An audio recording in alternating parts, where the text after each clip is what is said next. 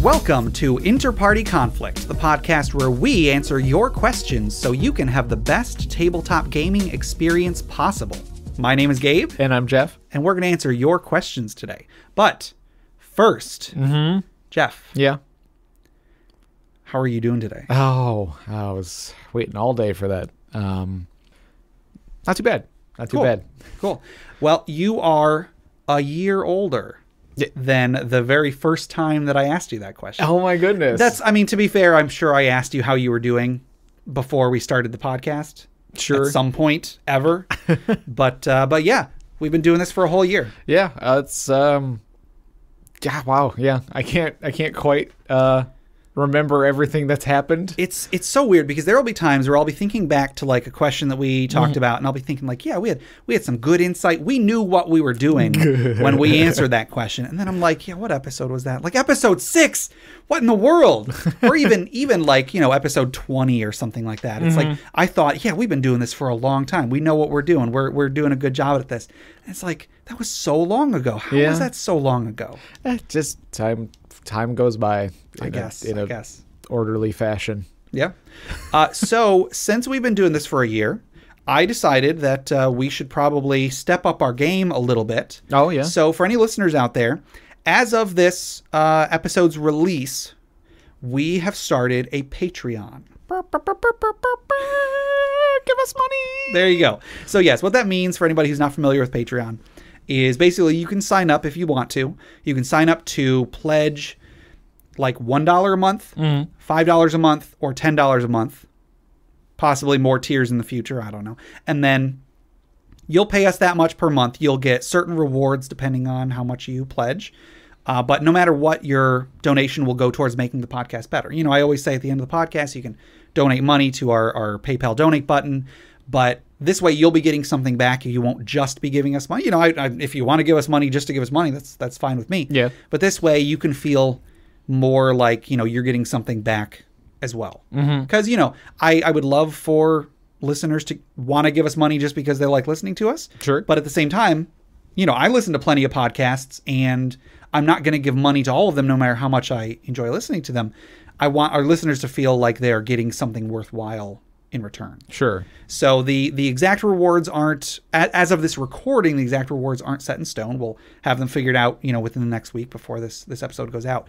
But what we want is we want there to be extra content for people who pledge. Sure. Now, I don't ever want to make it feel like, we're it's not like we had some content and we were like, well, we could just give this to everybody, but let's make them pay for it. Yeah, this is nothing we've been like sitting on and waiting to get a Patreon before we release it or anything like that. Yeah. This is just like, at the moment, we put a lot of work into this podcast. A lot of time goes into it.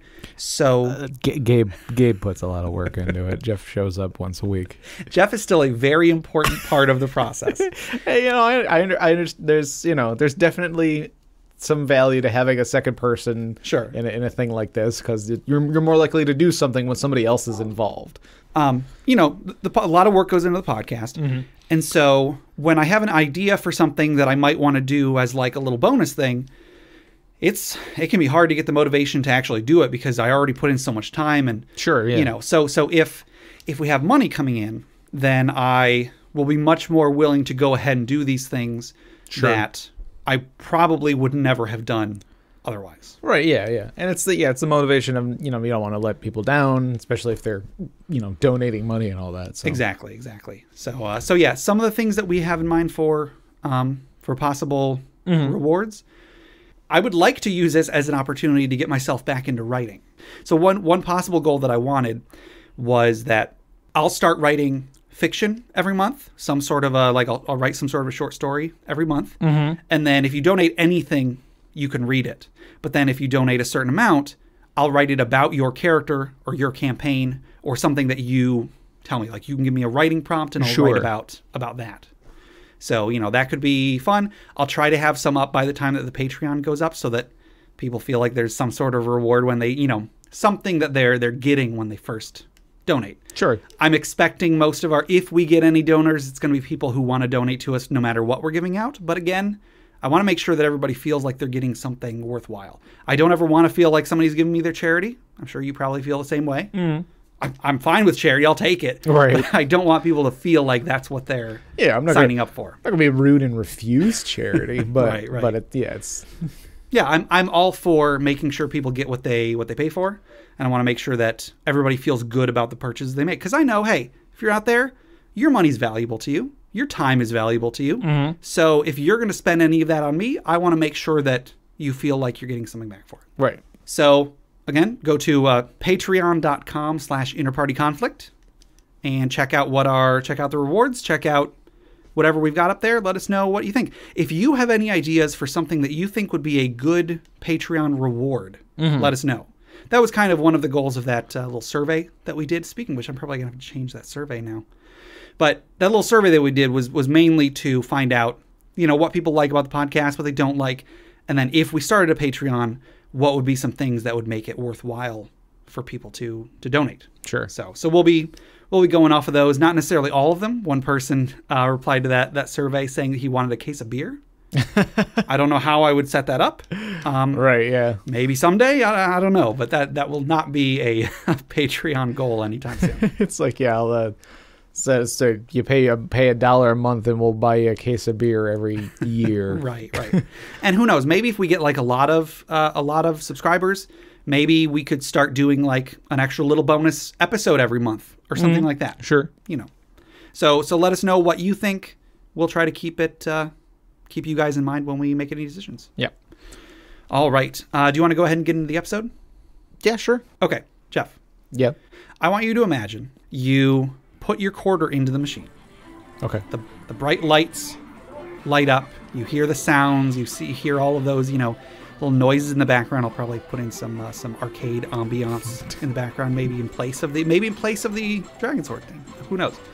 Anyway, so you grab the joystick, you hit the buttons, you're dodging fireballs, you're slashing your swords at the goblins and the skeletons and whatnot, and you're jumping around, and you're doing really good. You've managed to get farther on this one quarter than anybody else. Nice.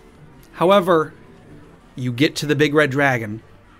You try to jump to avoid its fire breath, but you mistime it, and the fire breath engulfs you. Oh. However, as it says game over, it tells you to put in your initials because you have reached the high score of the dragon's horde.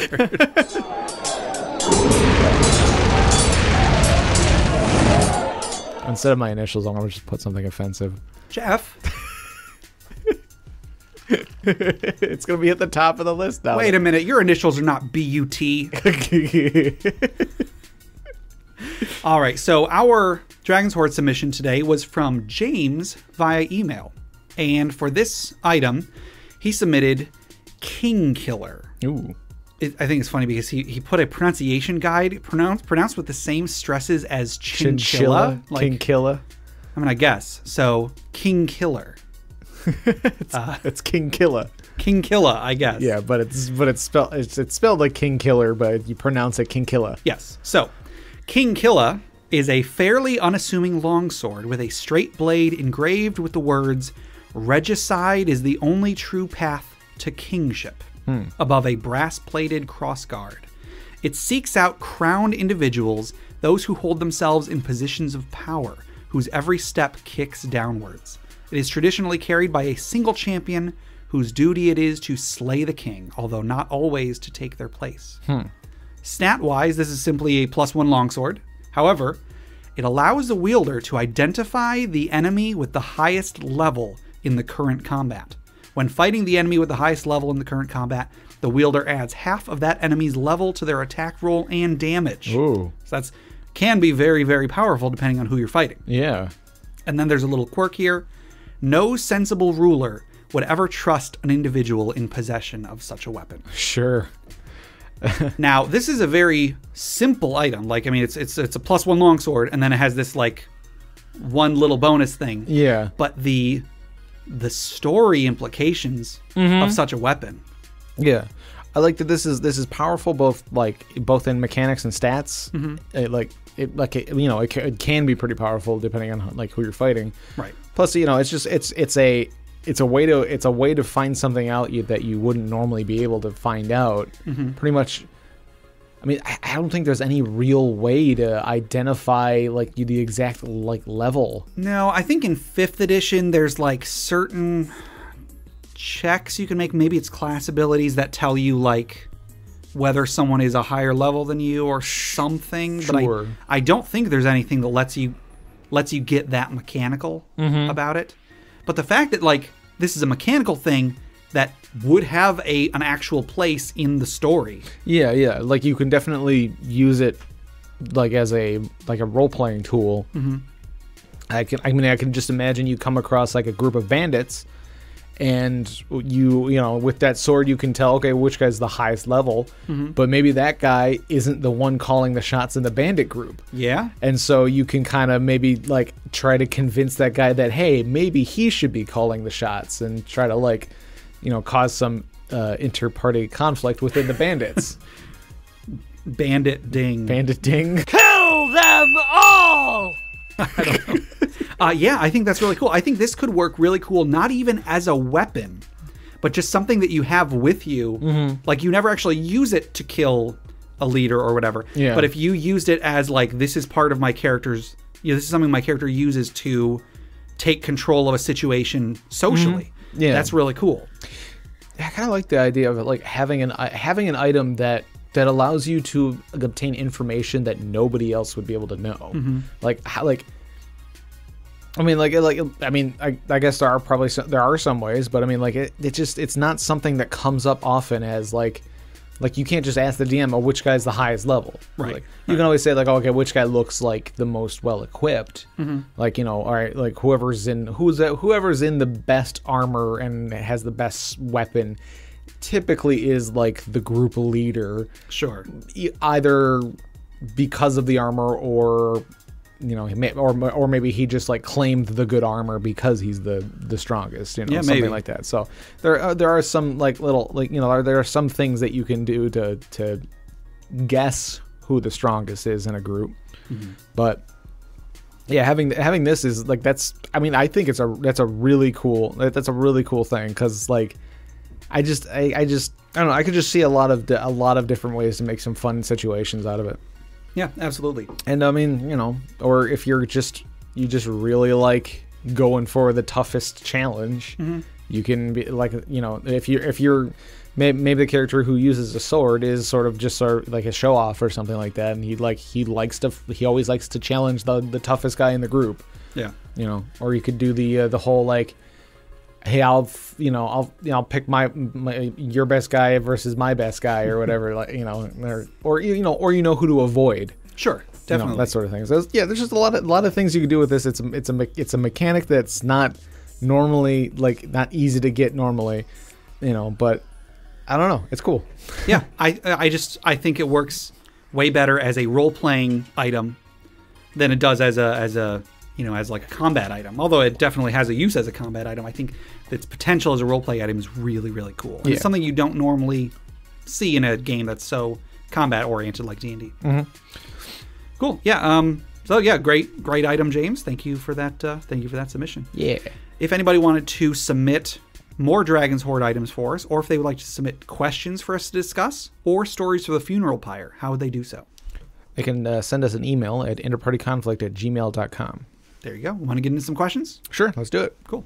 Oh, before we do, let me just tell everybody to go and check out Crit Academy. It's another podcast in the Crit Nation Fellowship. Last week, Justin from Crit Academy was a guest on our podcast. It was a lot of fun having him on again. Yep, thanks, Justin. Yeah, thank you very much. There's also D&D Character Lab, which is a podcast where two guys, they make characters and then fight them against each other. Yeah. Those are the other two podcasts on the Crit Nation Fellowship, so go check them out. All right, our first question comes from Peace Joy Pancakes. This was on Reddit. When creating a high magic campaign setting, how do I make the player characters feel more magical without unbalancing the game? Sure. I can definitely understand this, and I think a lot of what I'm going to be using as a basis for this is going to be stuff from Eberron. Sure. Eberron, it's a great campaign setting, but it was very high magic. Yeah. And I think there's a difference between making the campaign setting mechanically more magical or making it like story-wise more magical. Yeah. In theory, you could run a game that has all the same classes, all the same magic items, all the same everything, but describe everything as being a lot more magical. If even the fighter has like little motes of light that follow him around, or like the rogue's lockpick makes the light around it a little bit darker or something like that, little magical effects that don't necessarily have a gameplay effect, those can make your game feel like there's more magic in the world. Sure. You could also try to just put more description about like NPCs. Oh, there's a lot more wizards in town, so like you see people making, magic items that help with their day-to-day lives. Sure, that sort of thing. I'm thinking you're thinking like Harry Potter and like specifically like the films and stuff where you see like what's it, the Weasleys, Molly Weasley, and she's like cooking in the kitchen, and so she's got like a pot stirring itself, and like something like a vegetable cutting itself up or whatever, while she's doing some other things. So like more magical ways to do like mundane tasks and things like that. So like there's magic is more commonplace, but not necessarily more powerful. Sure. I mean, like in an example of Eberron, like in the campaign setting, like the highest level NPC is like maybe level 14. I want to say something like that. Like I don't think that like, and that's like highest level. I think that's like it's like the girl who's like the head of the Silver Flame or something. I think so, yeah. Like the head of like one of the biggest religions of the world is like 14th level. 14th level, and it's like the highest level of NPC for the most part. Yeah. So like in a game like Eberron, there's a lot more low level magic, but much less high level magic. There isn't really high level anybody in Eberron. Right. Yeah. Contrast that to Forgotten Realms, where like there's epic level characters, coming out the butt in Forgotten Realms. They're all over the place. Yeah, I want to say in the Baldur's Gate game, the first Baldur's Gate game, like right when you basically get out of the tutorial town, like the second you walk out there, you run into what's his name? Elminster? Elminster, yeah. Elminster, who's like a level 35 wizard or something like that. Like you just kind of bump into him and he's like, oh, hey. He was epic level in 3rd edition before 3rd edition had epic levels. Right. Like if you look at the player's guide or the Forgotten Realm campaign setting book in 3rd edition, which was a very, very early release, he's got a stat block, and one of his like class thing, because he got like, wizard this, fighter, whatever, one of them is just epic 5 or something. Like it doesn't even they didn't even know how they were going to be doing epic level classes, and he just has 5 levels of epic. Sure. You don't need to have high level characters in order to make the world feel more magical. And the world doesn't have to mechanically be magical for it to feel more magical. So if you don't want to unbalance the game, that's probably the best way to do it. Yeah. Is just kind of put in more fluff, put in more flavor. If you give out non-magical items, maybe have them be like just slightly magical. Yeah. So maybe something, it doesn't have a bonus to attack and damage, a weapon doesn't, but it glows. Right, yeah. It has a glow, or like when you say a word, it emits a smell. Like, sure. Just little things like that. And like, heck, somebody can figure out a way to use that creatively. And to be perfectly honest, that kind of magic item interests me so much more than a +1, +2, whatever. Exactly.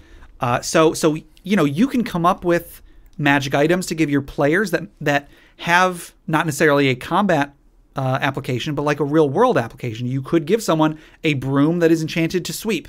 You could give someone a jacket that changes color. Sure. Stuff like that. If you give the players things that make them feel like this is something an actual person would use, then that'll make them feel like the magic is more tied to the world. Yeah. You could also, if you do want to get into a bit of the mechanical side of the game, you could make lower level magic items more common. I don't think that would necessarily, like consumables. I don't think consumables are going to unbalance the game too much. Right, yeah. I mean, depending on what it is. Yeah, depending on what it is, I feel like, or like consumables that, if you, because you run the risk of having the players like stockpile them. That's true. Which that is like definitely true. But I mean, you can only do so many actions in a round. But still, stockpiling them could be a problem. So maybe it's even like you have to flavor it up some, but I guess like just a consumable that runs out after a time. Like if you don't use it within a day, it like it's like a magical flower or something that wilts if you don't use it. It counts as a scroll, but if you don't use it in a day, it wilts or something like that. I think that's actually a really good way to introduce more magic items in the campaign without unbalancing anything. Introduce the idea of magic items that have an expiration date. Sure. Even if it's like, oh, you have a +1 sword, that will be a +1 sword for 1 week. Yeah. And that's like, okay, cool. I get it maybe for the rest of this adventure, maybe into the next adventure, who knows? I have a +1 weapon, but then after that, there's a hard deadline. It's just a regular sword. Yeah. Maybe like take a page out of like the recent Zelda game where all the weapons you have durability and you can only use them so much. Yeah. And then you have to find something else to whack goblins with. Right. Now, if you are going to be making if you're like designing your own campaign setting, which is what this what Peace Joy Pancakes is doing. If you're not designing campaign setting, if you're just like running just a generic whatever game, but you want there to be more magic, sure. Yeah, use some of the tips that we've been saying. If you're designing a high magic campaign setting yourself, like you're building your own world, all of that, you probably should put a little bit more thought into it. Try and think to yourself, if there is more magic in the world, how is that going to change the world? So Eberron definitely, again, we're using Eberron as an example for this. Eberron does have a lot of things like that in the world. Yeah, there's way more like airships that are like tied to different elements and stuff like that. Yeah. I want to say there's even like trains. Yep, there's trains that are powered by like an air elemental. The airships are powered by a fire elemental, however that works. Yeah. They're in one of the supplement books, there was this like weird, it was like a giant sphere that you could open up and sit inside, and then like it was powered by like an earth elemental, and it would just like glide through the earth. Oh, nice. So they took magic and they were like, how would industry grow up around magic? Now, a little bit of backstory about Eberron. In Eberron, there are people started being born with these magical tattoos that they call dragon marks. And the dragon marks I believe they're hereditary at the very least. Certain races have certain dragon marks. So like there's an elf, there's a dragon mark for elves. There's a dragon mark for halflings. There's a dragon mark for dwarves. I think there's 2 dragon marks for humans. And then there's all these dragon marks. Each one does a specific thing. So like the family of elves that develops the elven dragon mark, they have the ability that does this. The halflings, I don't remember exactly what. I don't know why I use elves as an example. I don't remember what it is. Gnomes have the dragon mark of healing. As a result, gnomes of that line tend to be in charge of the hospitals. Sure. So like there will be hospitals where you can go to, and then they will, they're really, really skilled at healing, either through these magic tattoos, or they'll be the ones that are trained the best in healing because their family is used to healing people through magical means or non-magical means. I believe halflings, they have ones that let them communicate with each other. So there is sort of like a telephone system in Eberron because there are people who have the innate ability to magically communicate with each other. It's like a phone booth, but there's just a halfling inside. I mean, kind of. It's actually it's more like a telegram. But like you go to the telegram office, you say, "I want you to transmit this message," and then they like use their mark on this magic stone that transmits it across the country or whatever. Sure. And then like humans, one of the human dragon marks is House Cannith. They're the house that has they're really good at making things. So like their dragon mark lets them like repair constructs or something. So they're the ones responsible for creating the Warforged. Oh, sure, yeah. So if there is a family that is really, really skilled at creating constructs, they're going to be the family that people go to when they want to build magic items, constructs.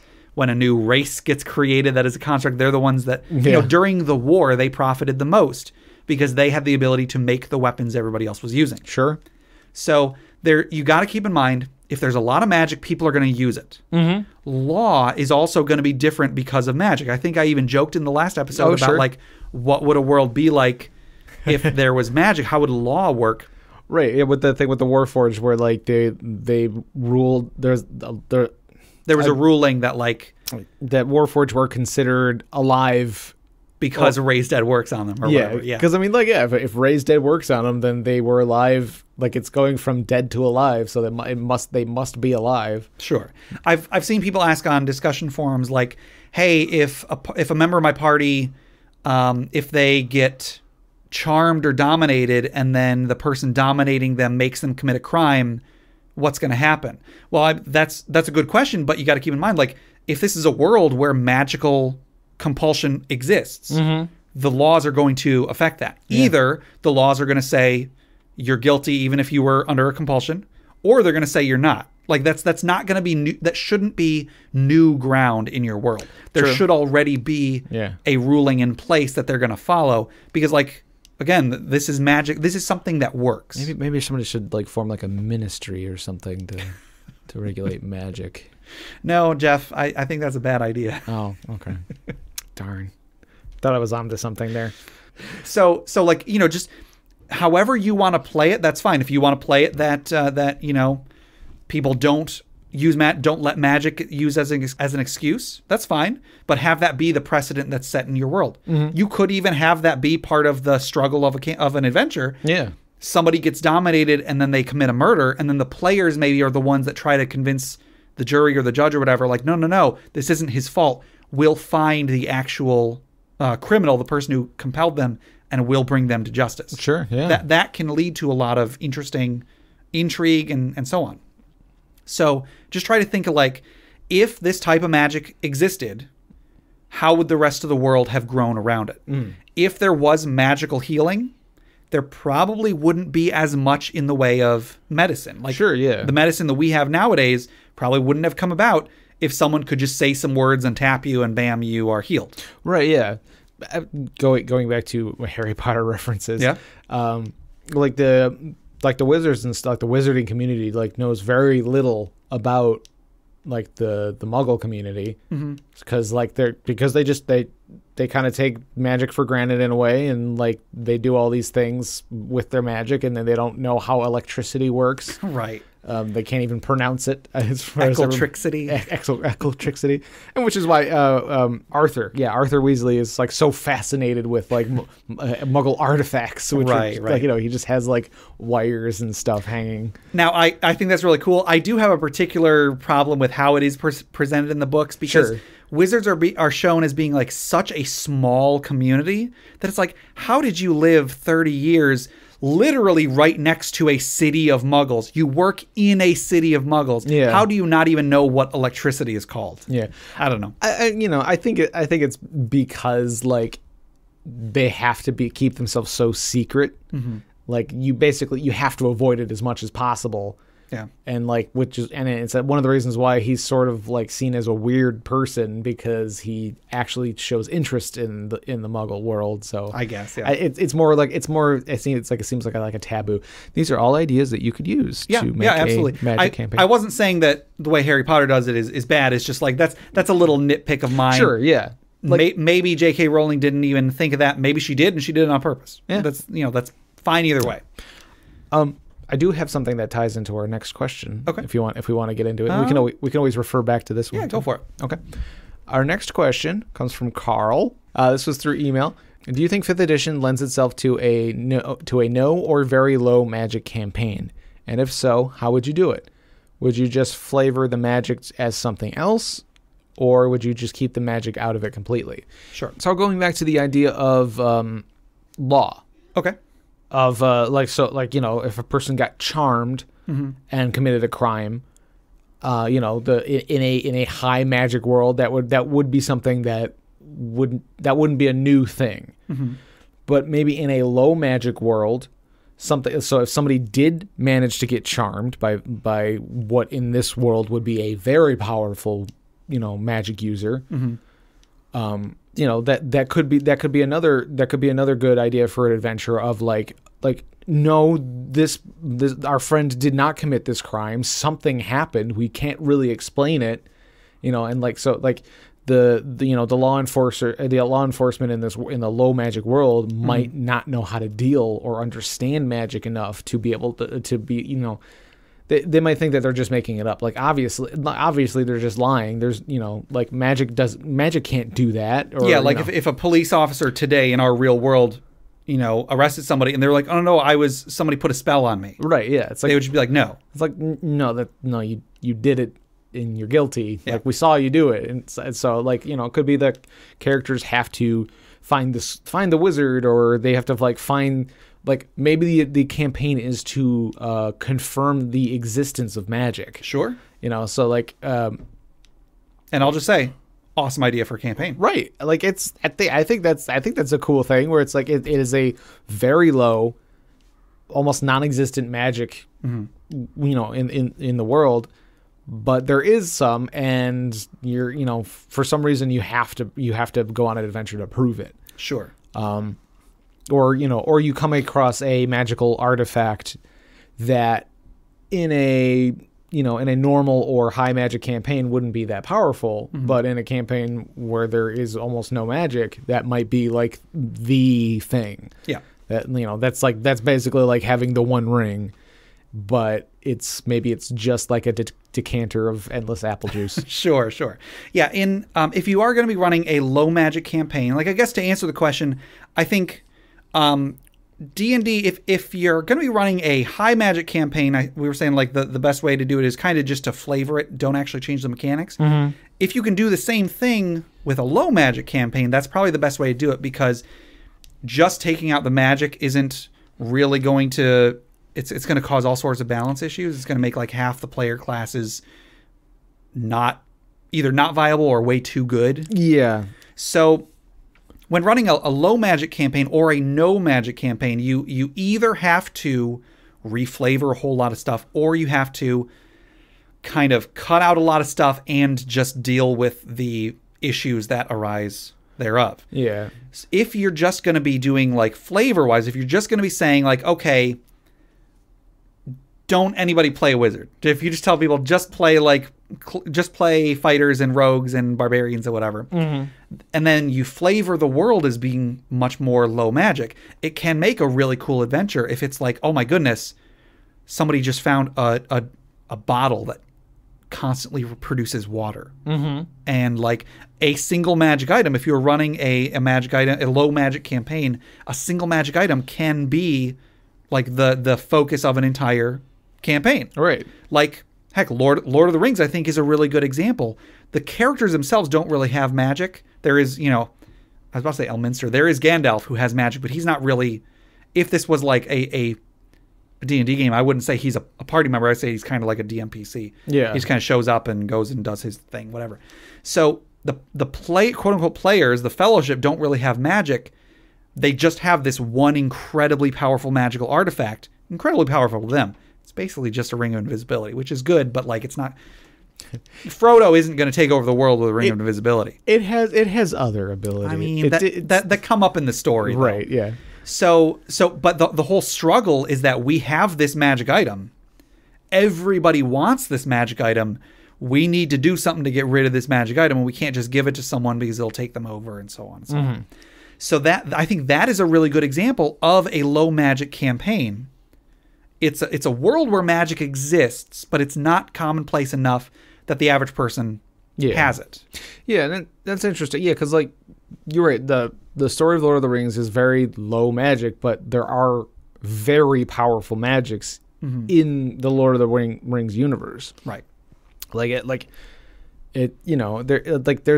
some very, very, very strong magical powers that a lot of the like the NPCs have. Yeah, exactly. But as far as the actual adventures, like there's not a ton of there's very like mystical things, I guess. Like things are very mystical, and like I mean there's like the Ents and everything like that, which are like I wouldn't say they're like naturally magical or anything like that. That's just what lives in the forest. Yeah, I guess that's something that you should probably try to figure out if you want to run a low or no magic campaign, is like how much of the world do you count as magic? Right, yeah. Are there dragons? Yeah, sure. In this no magic world? Yeah, do you consider to you is magic just spells and magic items, or does it also include like the magical creatures? Yeah, because then, I mean, I suppose you could try to use 5th edition to emulate kind of like a Fallout type setting where it's like, oh, it's just people scavenging non-magical stuff, but you know, oh, he can cast a fireball, except he's actually like shooting a plasma rifle or something. I don't know. That's kind of sure. You could use it to run something set in the real world, but that would require a lot of tweaking. Yeah.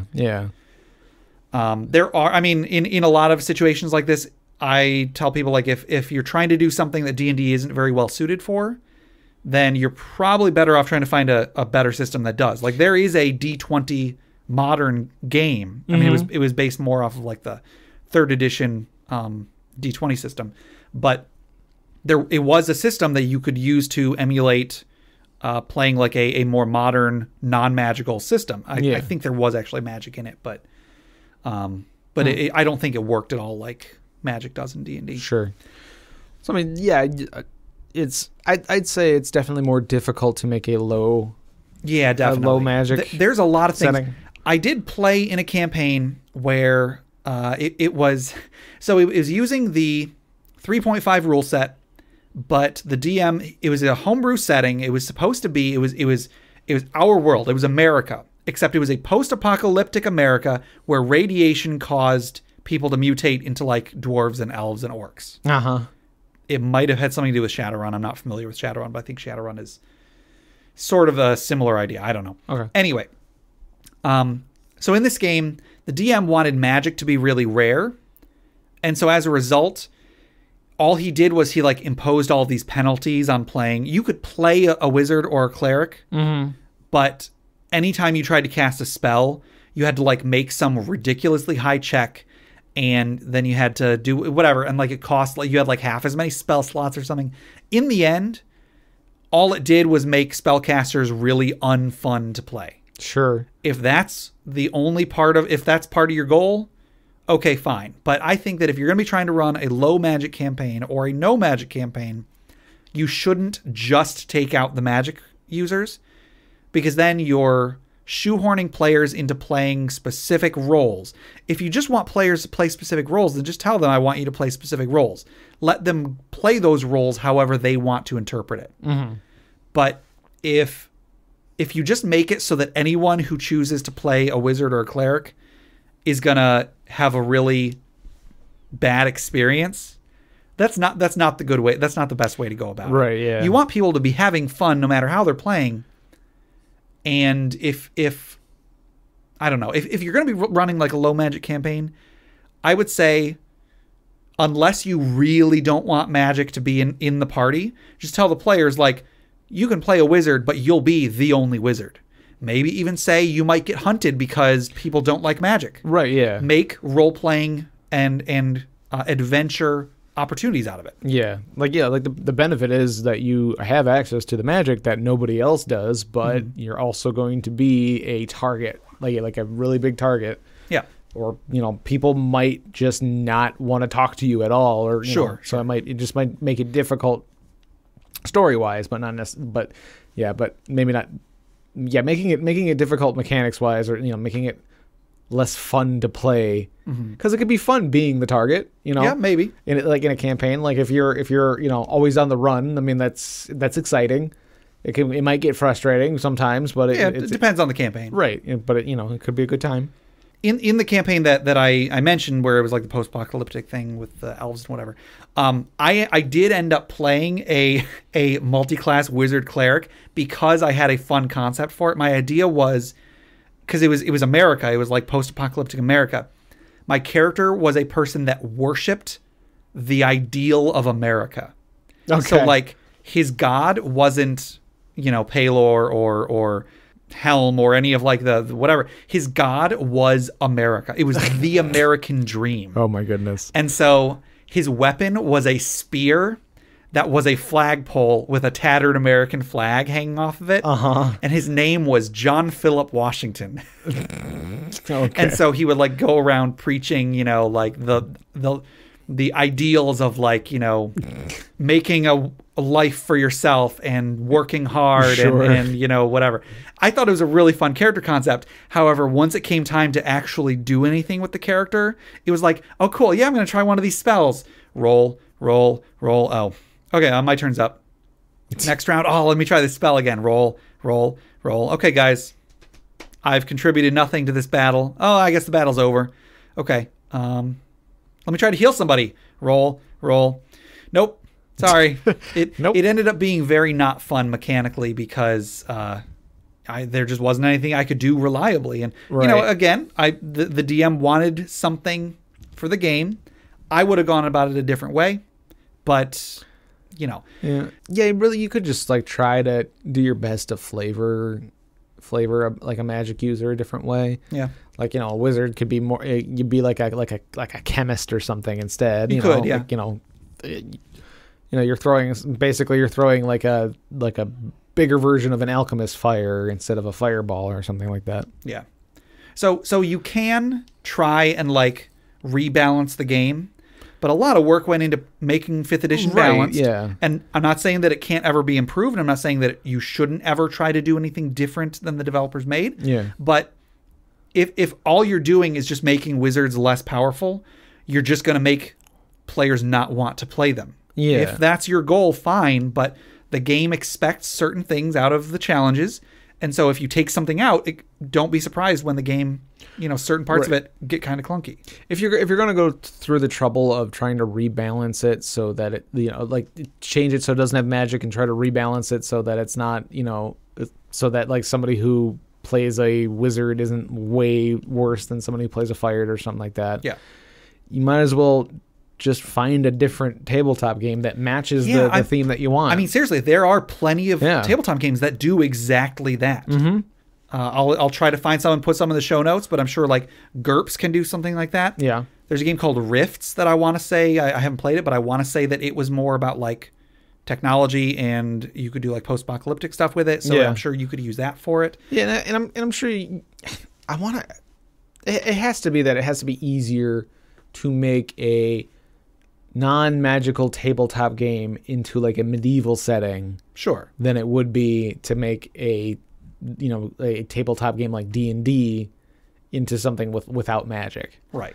Like, because it's just magic is such a big part of D&D. Like even in 5th edition, like most of the classes have some form of magical something or other. Yeah, that's something I meant to bring up about having a high magic campaign is that like every freaking class has magic options. So like if you want a high magic campaign, that it's not going to be hard to do that. Right, yeah. Like, it's in 5th edition, especially now with the latest book, like there's like the Arcane Archer. Arcane Archer, yeah. Rogue has the Arcane Trickster. Fighter has the Eldritch Knight. Yeah.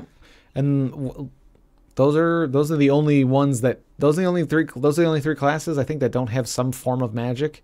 Like I think so. Like Paladins already have magic. Rangers already have magic. Monks, I guess technically monk, but they have the key. And then that functions so much like magic anyway. Like a couple of the archetypes make it function so much like magic anyway. Right. So I mean, so even the non-magical classes have magical options. Yeah. So, it would be easy. You could even do a house rule if you're doing a high magic one. You can house rule that if you're one of those classes, you have to take that archetype or something. Yeah. Which I mean, like that's similar in that it's similar in that you're giving the player less options. Mm-hmm. Which with a no magic campaign, you're basically taking away all but 3 of the classes. I guess. Yeah. I mean, you can maybe swing a bard. Depending on which school which school or whatever they take. Yeah. One thing that if you are going to be taking the non-magic D&D approach of just like taking out classes that can cast spells or whatever, a thing that you're gonna have to find some way to account for is healing. All right. Because I mean, in 5th edition especially, like everybody does have hit dice. They can spend their own hit dice to heal themselves, but a given adventuring party is expected to have some sort of a class that can heal as well. Yeah. So if you take that out, you're either going to have much shorter adventuring days because the party just can't take more than 1 or 2 fights, or you're going to have to put in some sort of maybe they find potions, but then it's like, well, how do the potions work? Are they magic? Are they not magic? Right. And so you're going to have to find some way to account for that. However you choose to do so. I'm sure, there's lots of ways to do that, but it's just something you got to keep in mind. One thing that I do want to bring up is the Dragonlance series. Okay. I'm not hugely familiar with the campaign setting that Dragonlance takes place in, but I've read a couple of the Dragonlance books. From what I understand, the first Dragonlance book, which was like Dragons of Autumn Twilight or something, Okay. whatever. There was this trilogy about this group of adventurers, and in the world that these took place in, there was magic, but there was not divine magic. There were wizards that could learn to cast spells and whatnot, but like healing and the gods did not. They weren't there. Like there were legends of a long time ago. There were people who got power from the gods and they could heal people and bring people back from the dead and so on. But like something happened that completely cut off the gods from the world. And so for hundreds of years, people have just been like, oh yeah, the gods, no, they're just fairy tales. There's magic, but there is not magic from the gods. And then in the first book of this trilogy, there is a point where somehow or another, one of the characters gets a connection to a deity and becomes like the first cleric in centuries. Sure. And so that, I think, is a really cool way to deal with it. Maybe don't necessarily get rid of magic entirely. Have it be that like a certain aspect of magic doesn't exist. Like maybe there is not magic that conjures stuff. You cannot create things with magic. Maybe there is not illusion. Maybe there isn't, you can even say there isn't arcane magic. There's divine magic, but there isn't arcane magic. Right. These are all like things that you can do to make a more unique world that isn't necessarily so far from what the game could be. You could, in theory, then have wizards exist in a world where there is no arcane magic, but say that their magic comes from the gods. Right, yeah. And then have I'm sure eventually you'll have the campaign involve the resurgence of arcane magic. When that happens, maybe the wizard realizes, oh wow, I can tap into this other power instead. Or something. You can always do something interesting with the lack of magic, the magic that exists, and so on. Yeah. So, try to come up with something that you think will be fun for your players. Maybe run it by your players at the beginning of the campaign and see what they think. Because that's probably something we should have said. If you're going to be running high magic, low magic, whatever, right? Yeah. Tell your players. I mean, obviously, yeah. Like, yeah, it's definitely bringing up the players. Make sure that that's what they want to do. Yeah. Yeah, because you want everybody to have a good time. But it's like, I mean, if I'm going into a campaign and I'm like, I hope by the time the first adventure starts, I understand that the character I'm making, I have to choose only one of 3 classes or something like that. Right. It's like, hopefully that I've gotten at least that far. Right. But I kind of like that. I kind of like the idea. It's still limiting options, but then again, you might not have to limit the options for the players. But I like the idea of like something to do with magic doesn't like. It's there mechanically. It's there, but in that world, it hasn't been around for a very long time. Sure. Or people forgot how to do it. Yeah. And like, well, maybe, and maybe one of your players is like the first person to discover it in a while or something like that. It kind of makes me think of Star Wars with the Jedi, how like the Jedi just kind of like disappeared because they got killed, and spoilers, Jeff. Sorry. No matter where you come into the series, that's not a spoiler. Right, yeah. It's like, like basically all of the Jedi disappear. Like they're in the history of the Star Wars universe and stuff, like there was way more Sith. And they got, destroyed, all but a few. So it's like, like there's like this lost organization of, powerful beings that just kind of became a myth and legend, and nobody really knows much about, except for one hermit who lives on a swamp planet, that sort of thing. So like, yeah, like it could be like there's just no more clerics because they're like the gods disappeared for some reason. Sure. Or like some big event happened that destroyed all of the temples to all the different gods, and so like the gods are still there and they're still like giving people powers, but people don't know how to use it. Yeah, like people just like don't know how to use it because they weren't raised in a temple or anything like that. They weren't taught how, like, you don't. D&D doesn't really have much in the way of like class trainers, but there are plenty of games where like plenty of like video games and stuff like that, like MMOs that I played, that it's like, you learn your skills from a trainer who is of the same class as you, that knows more than you do. So that's sort of an interesting like an idea that like maybe like one particular school of the arcane. So like there are no conjurers. Sure. They're just like conjurers there just hasn't been a conjurer in millennia.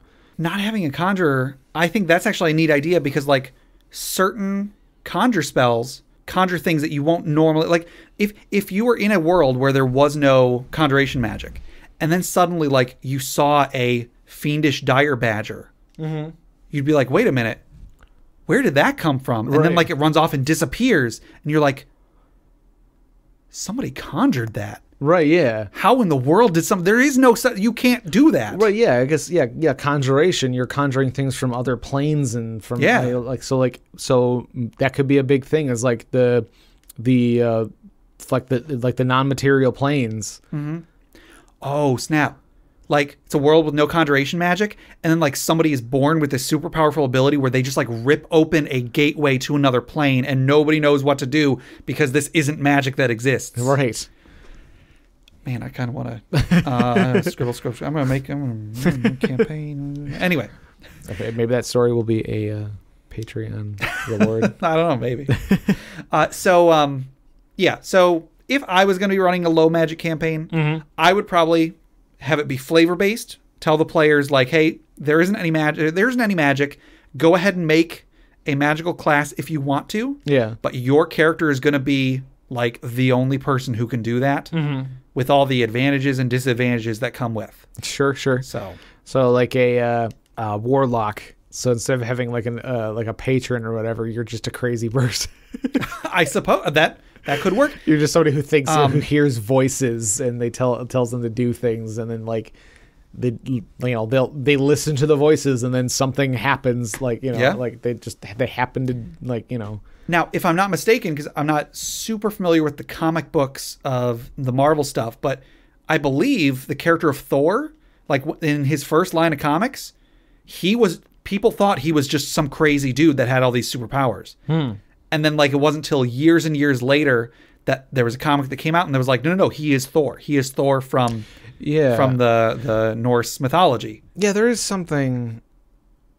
Or wasn't it like he was a dude that got Thor's powers? I can't quite remember. Whatever the case, people thought he was like a lunatic, but he had all these superpowers. Yeah, so. I want to say there's some. I might be completely wrong, but there is some version of Thor or something where like he's like a homeless guy or something. I don't know. I can't remember. Anyway, I don't delve that deep into comics, but yeah. So low magic versus high magic, there's a lot of ways to do both. I think probably the safest way is to have it be mostly flavor, mostly your descriptions of how common magical things are happening in the world. If you really do want to get heavily mechanical about it, I would recommend just find one of the other many, many games that do something very similar to D&D, but with or without magic. Yeah. I don't ever want to discourage people from playing D&D, but there are other games out there. There's a lot of other games out there. Yeah. Pretty much every type of thing that you could want in a game, somebody's probably tried to make it a game before. Absolutely. Like, yeah, there's definitely been a huge boom of tabletop games, card games, board games, and like there's a lot of options out there. You just gotta sift through some of the weird ones, and like some of them can be complicated, and or and a lot of them are expensive because they're like, well, we could sell this book for $20, or we can split it into 3 books and sell it for $50. Right. I don't know. Yeah. All right. Well, I think that'll do it for questions for today. Okay. So Jeff, I want us to take a moment, take a deep breath. All right. Well, we live in a world without magic. But that doesn't mean that we live in a world without people who have... I don't know where I'm going with this. Let me do this part over.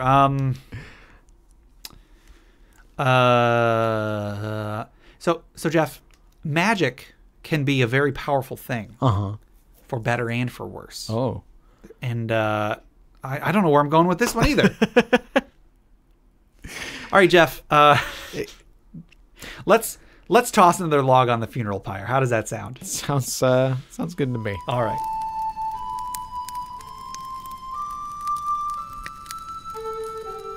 Sorry. That's okay. All right. So this funeral pyre submission actually comes from James, same guy that contributed the King Killer to us. Yeah, the King Killer. Yes. And this one, when he first sent it in, I was gonna trim it down because there's a lot here. There's a lot of words to it, but in trying to read it over today, I figured, what the heck? I'm just gonna just put this whole thing in there. Maybe you'll get why I thought it would be fun just give it a shot. Okay. So James says, I'd like to memorialize a TPK as the GM responsible for it. During an Only War game, the players were a squad from the 33rd Beaucheval, a noble airborne regiment with fabulous uniforms and a can-do attitude. They had fought to the door of a heretic stronghold, to the door behind which the planet's chaos-corrupted warlord sat calling in unknowable and terrible demons to bring the world to ruin. It was my first time GMing, and I really didn't have a good handle on balancing encounters, so I made their cultist opponents horribly beefy and armed them to the teeth, and then backed them up with a Khorne Berserker and a Nurgle Plague Bearer. Okay. The PCs were only a couple sessions in, and their characters weren't too advanced, so despite putting up a hard fight, they were picked off one by one. The Commissar, already a replacement for the character who died in the last session, was shot in the back while charging the Khorne Berserker. The heavy gunner private Natalie von Doom was shot in the arm and bled to death. Private Francis Blanchette succumbed to a choking gas weapon. L'Abatard du Neige was shot to pieces. And our group's resident louche bohemian, Private Ermengild Celeste Lestrange Tremble, deserted and joined the forces of chaos mid-combat. They might have been saved had their redoubtable combat master, Sergeant DuPont, been there. But sadly, his player couldn't come that week. Oh, no. I was genuinely distraught for some weeks afterwards that I'd killed all these characters who were, to put it lightly, a joy to GM for. I still regret the stories we weren't able to tell because of my poor planning. So I wish to raise a toast to them. Thanks, James. Clink. All right. So that was a bit wordy, but he put it as well as I could have. I really, really like this one, actually. The names are amazing. The group's resident louche bohemian, Private Ermengild Celeste Lestrange Tremble. She's my spirit animal. There you go. That's amazing. I don't know what this game is, but it sounds great. It does. If that's any indication of what I'm just imagining snappy uniforms. Oh my goodness. All right. If anybody would like to submit questions for us to discuss, items for the Dragon's Hoard, or stories for the Funeral Pyre, please email us at interpartyconflict@gmail.com. For show notes, a running list of questions asked, and important links, go to interpartyconflict.com. Find us on Facebook, facebook.com/interpartyconflict, or our subreddit at reddit.com/r/interpartyconflict, where I post weekly discussion questions for you. You can also find us on Twitter at InPartyConflict. I should have mentioned this earlier. I am hoping to very soon have an actual website for us, not a blog spot. I want to make a website that looks good. But I am not good at making websites that look good, so it's been a slow process. Hopefully, by the time this episode goes out, maybe I'll have something set up. If not, expect it soon in upcoming weeks. Gotcha. You can find us on iTunes, Google Play Music, Stitcher, YouTube, anywhere you download podcasts. Please rate, review, subscribe, or just tell a friend. As we said earlier, we should have a Patreon up by the time this episode goes out. So please check out our Patreon. If any of the rewards seem good to you, go ahead and give us a donation. Even $1 a month will help go towards making the show better. Yep. We would love to put more work into the show, and getting something back will help us do that. So go and check that out. Let us know if there's any rewards you'd like to see in the future. Jeff, do you want to tell us about FriendQuest? FriendQuest is our YouTube channel where we play video games. Gabe actually just introduced me to Friday the 13th. Yes. Which is a pretty fun game, actually. So, good game. I'm going to put up a couple episodes of that and maybe record some more. Cool. And our music is made by Boxcat Games from Nameless the Hacker's RPG. So, Jeff, until next time, believe in magic. There you go.